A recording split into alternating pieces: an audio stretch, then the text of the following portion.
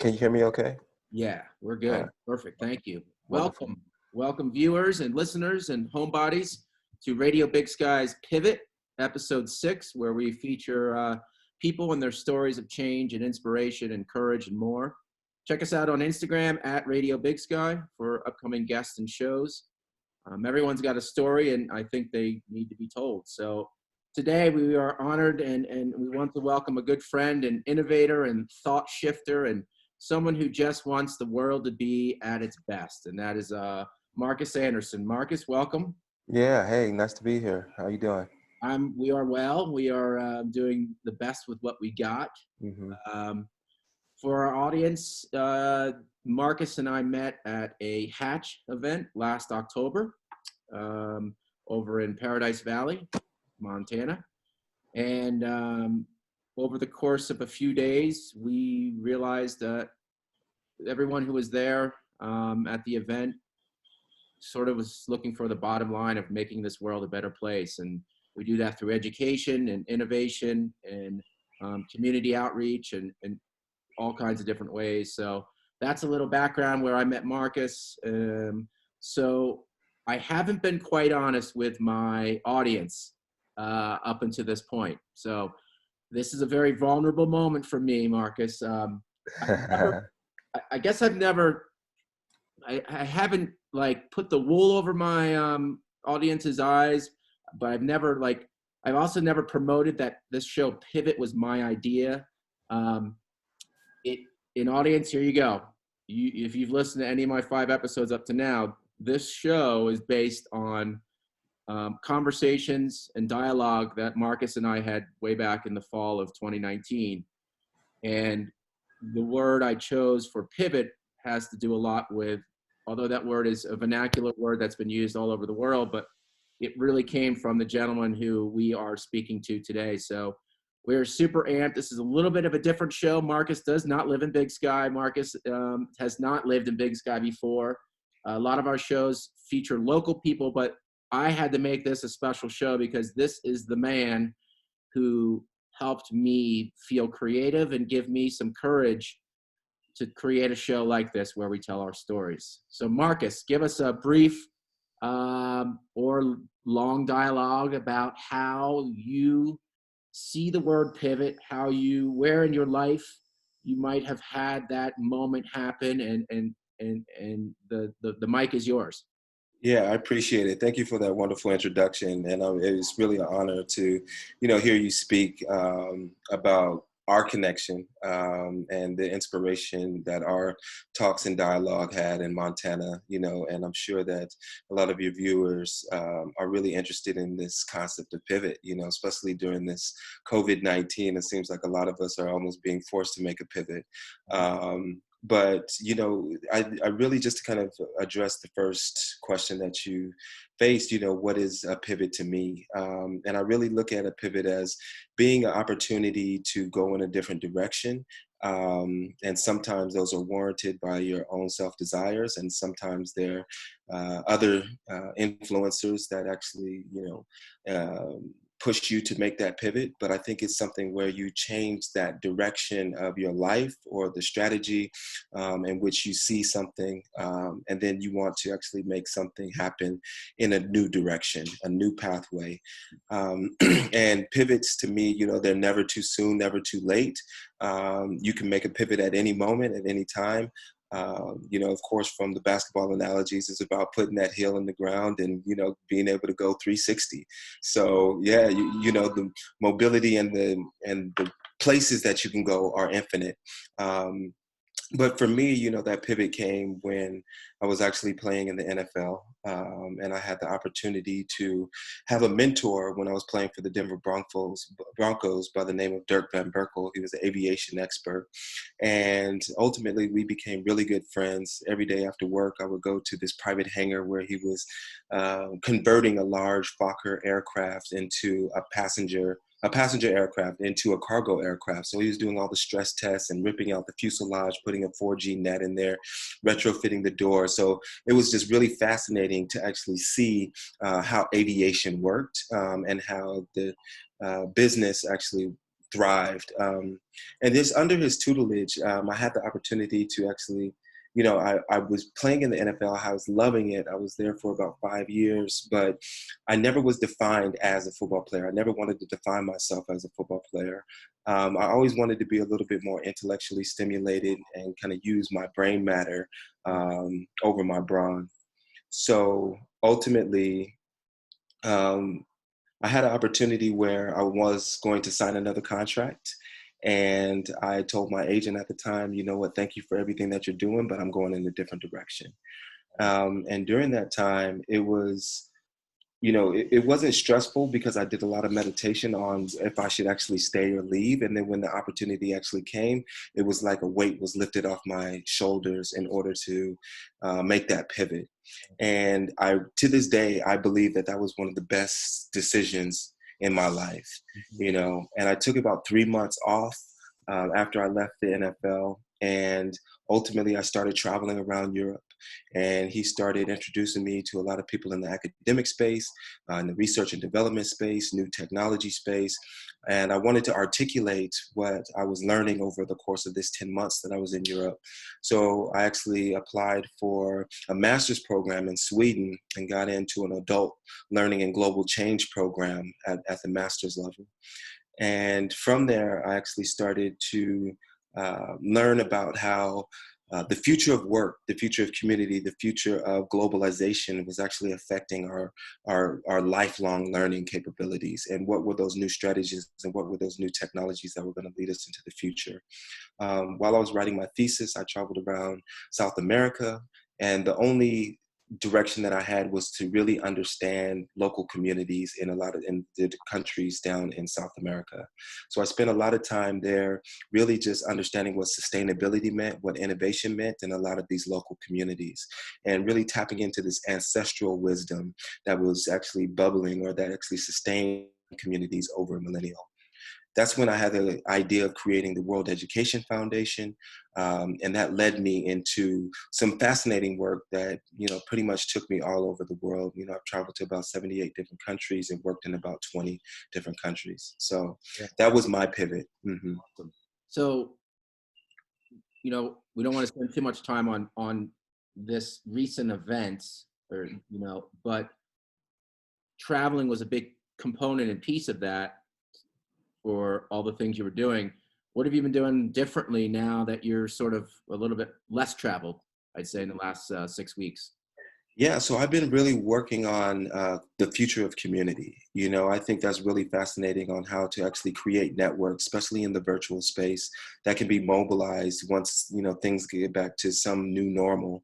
On how to actually create these communities, these small positive communities that drop down on a piece of land that needs to be regenerated, and to actually do the work of regenerating that land, but also individual transformation that can actually help create this pivot that we're talking about, but solve individual problems or challenges, and then kind of draw that red string to the communal challenges. And then from there, you draw that string to the global challenges. So it all starts back with getting reconnected to the land, regenerating that, and finding those processes through that. Have Yeah. you been doing that, virtually with meetings, or have you been like writing? What's if there was a day in the life of Marques these last couple of weeks, what would it look like? So it actually came back full loop where I'm actually facilitating a lot of Hatch's global living rooms. So I've been in kind of the facilitation and the administration side of Hatch, really driving that global living room that will ultimately lead to what they call Hatch Labs, where, you have these 5 design sprints that, you go through and you actually create a solution for a challenge. So I've been really working heavy with that. But on the flip side, I've also been working with actually putting a satellite in space. So the value add would be to use a hyperspectral imaging camera and doing some machine learning on board, so we could get some real-time data and almost take an MRI of the world to see where those vulnerabilities are. That sounds awesome. Mm. Speaking of space, um, where is your workspace, and what, like, on your wall back there? I see images, I see notes. You don't have to share specifics, but I'm really interested in that sort of graphic that goes something like this. Sorry. Yeah. Yeah. So yeah, my girlfriend and I actually are creating a line called Portals. Okay. Yeah, and it's using some of the high arcana cards from the tarot, Oh, and really just providing essential oils for well-being, for clarity and connection and abundance, and using natural ingredients to actually enhance the experience, the human experience. So, just alchemy, that's what's yeah. on the wall in the back. It's some alchemy. Yeah, I've been having a difficult time finding my space on this online learning platform that we've been doing for 6 weeks now. And I was in my bedroom for a while. That started not to work. I'm in our living space, kitchen area, but I found that my best space, and I'm fortunate enough to be able to go down to my classroom, is in my classroom, even though my students aren't there. Um, Both of us are fairly knowledgeable on education, and there's something I've learned in the last couple of weeks about education is is our orientation. And my orientation is really off right now, and my needle to get that northern direction centered is being around my students. Like, I'm trying, my space is different. We're doing different projects where I'm getting my students outside and cleaning up the earth, or doing something for family. But it comes down to, ideally, my orientation is a bit off right now because I don't have that guiding needle of my students and that human interaction, and that's what I miss most. Yeah. And Yeah. I feel like you probably have the same passion or feelings of, like, humans. Sure. Sure. Definitely. And that connection, sometimes we take that for granted, especially in urban areas where we're kind of isolated in our cars and our homes and our offices. And that human to human connection is so important, especially the familial connection. So, Right. given that, the direness of this particular time, there is also a silver lining, where people are actually having individual time to do the things that they wanted to do, to even think about the pivots that they may want to make, and then also reconnect with family, and friends in a new way, where they have space and time, even if it's in the virtual space, to have a conversation with somebody that they may have not had time to have a conversation before, Like this. or yeah, I mean, or yeah, or spend time with your kids, or family members. So cool. We're gonna change gears. We have got this thing we call rapid fire. It is brought to you by my co-host. Her name is Heather Morris. Um, she is a supporter of Hatch. She lives up in Moonlight. I don't know if you attended. Was the only Hatch the one that you and I attended? The one it that, was.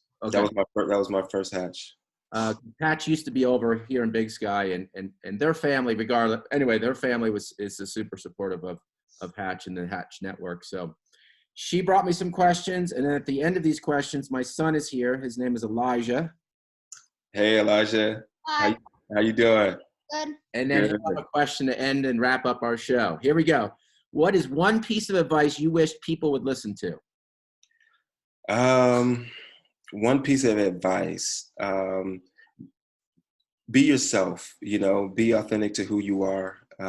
Always create those boundaries of acceptance for yourself, and then sooner or later the world will accept anything that you put forth. Yeah. Awesome, agree. What song do you sing in the shower? Oh wow, I'd have to say all praise is due to Allah by by a gentleman by the name. Yeah, yeah. So it's I don't know why I said that, but yeah, it's a APDITA. Okay, Yeah, I'm gonna yeah. check it out later. Okay. Would you rather watch a sunset or a sunrise? Ooh.